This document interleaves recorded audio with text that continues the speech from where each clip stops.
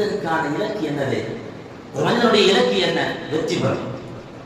பொருளாதாரத்தில் வெற்றி பெறணும், மதிப்பில் வெற்றி பெறணும், செல்வாக்கில் வெற்றி பெற வேண்டும், ஏன் மனைவியிடத்தில் வெற்றி பெற வேண்டும், மொத்தத்தில் வெற்றி பெற்ற சிராமணியாக வாழ வேண்டும் என்கிற ஒரு அழுத்தமான ஒரு உறுதியை உள்ளத்தில் தாங்கி நடக்குகிற நாம் அந்த வெற்றிக்கான முகாந்திரம் என்னவென்பதை தேடுவதற்கு மறந்து விடுகிறோம். அந்த வெற்றிக்கான வழியில் பயணிப்பதற்கு நாம் மறந்து விடுகிறோம். இந்த வெற்றிக்கான மொத்த வழியையும் குர்ஆன் சொல்லுகிறது.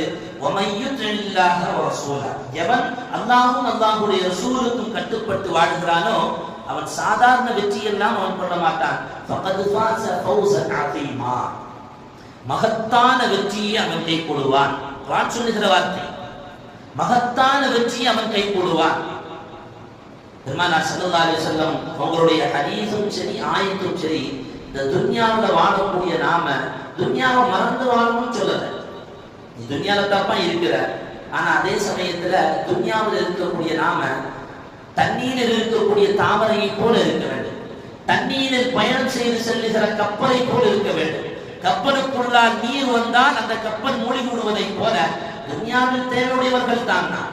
துன்யாவில் எல்லா விதமான காரியங்களையும் கவனித்து நடக்க வேண்டியவர்கள் தான் நாம். ஆனால் அதே நேரத்தில் அந்த துன்யாவை அடைவதற்கு, அந்த துன்யாவில் வெற்றி பெறுவதற்கு நாம் பயணிக்கிற வழிகள் இருக்கிறது அல்லவா? அஜிபினு ஃபீ தலபி துன்யா, அந்த பொருளாதார தேட்டத்தை நீங்கள் அழகாக்கி கொள்ளுங்கள் என்கிறார்கள் முஹம்மது ரசூலுல்லாஹி ஸல்லல்லாஹு அலைஹி வஸல்லம்.